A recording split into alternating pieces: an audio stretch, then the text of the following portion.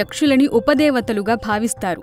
స్వర్గలోకంలో ప్రధానంగా 3 రకాల తెగలున్నాయి: దేవతలు, గణదేవతలు, ఉపదేవతలు. వీరిలో దేవతలు మరణం లేనివారు. వీరికి రాజు ఇంద్రుడు.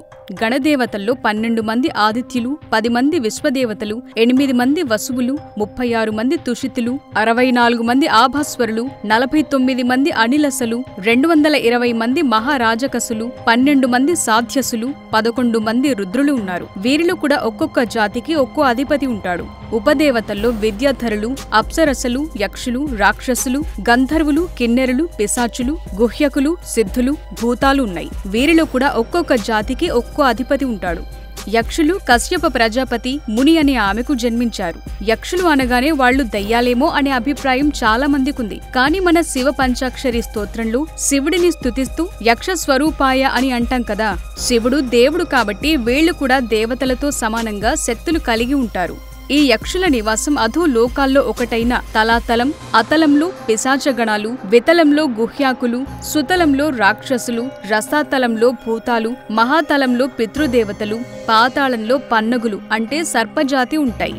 అయితే ఇవన్నీ తలాలు అంటే డైమెన్షన్స్. వీళ్ళందరూ మనకు సమాంతర లోకాల్లో జీవిస్తూ వీరికున్న దైవ శక్తులతో భూలోకంలో కూడా మనుషులతో సమానంగా జీవిస్తుంటారు. వీరికున్న దివ్య శక్తులతో అదృశ్య రూపంలో తిరుగుతుంటారు. మనం వారిని చూడలేం, కానీ వారు మనల్ని చూస్తుంటారు. వారికిష్టమైతే మనకు కనిపిస్తారు. అలానే గోమాతలో సకల దేవతలు, దేవతా గణాలన్నీ ఉన్నాయి. అలా చూసుకుంటే వీరి నివాసం గోమాత యొక్క వామభాగం. వరాహ పురాణంలో ఒక్కో దేవతా గణానికి ఒక్కో పర్వతం నిలయంగా ఉంటుందని చెప్పబడింది. దాని ప్రకారం వీరి నివాస పర్వతం శతశృంగం. వీరిలో మగవారిని యక్షుడు అని, ఆడవారిని యక్షిణి అని అంటారు. వీరు సౌందర్యమైన శరీరాకృతిని కలిగి ఉంటారు. అలకా నగర పరిపాలకుడు కుబేరుడు యక్షులకి రాజు. వీరి పని గుప్త నిధులకి కాపలా కాయటం. అన్ని లోకాల్లో ఉన్న నిధులని రక్షించటం వీరి ప్రధాన కర్తవ్యం.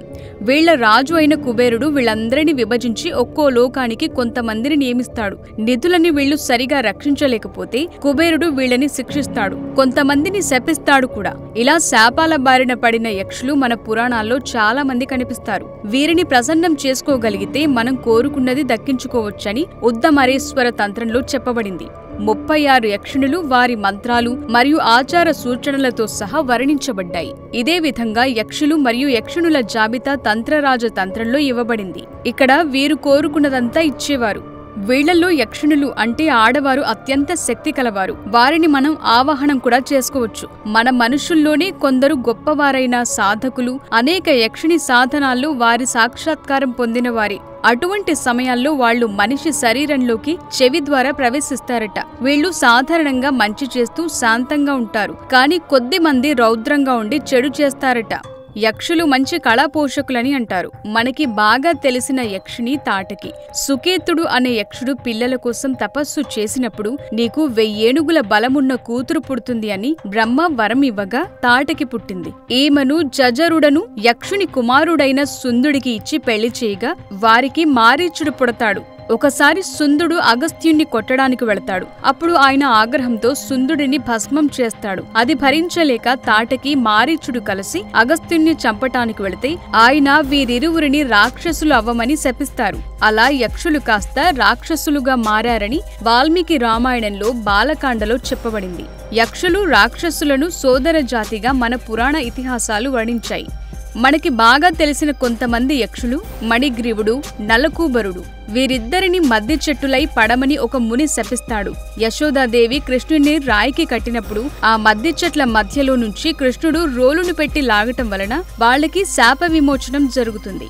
యక్షులు దేవతా గణాలే అయినా కొంతమంది స్వార్థపరులకు ఉపయోగపడటం వల్ల, వీరు రాత్రిపూట ఎక్కువగా విహరించటం వల్ల వీరిని భూతాల్లా భావిస్తారు. కనీసం ఒక యక్షిణిని అయినా వశం చేసుకుంటే కామవాంఛలైన నెరవేరుతాయని తంత్ర సాధకులు భావిస్తారు. వీరు లైంగిక చాపల్య పరులే కాకుండా సూక్ష్మ రూపం ధరించగలిగి నీటి సరస్సులు, భూమి మీద ఉన్న నిధి నిక్షేపాలకు సంరక్షకులుగా ఉండి ప్రాణాలు తీయు కఠినులు కూడా.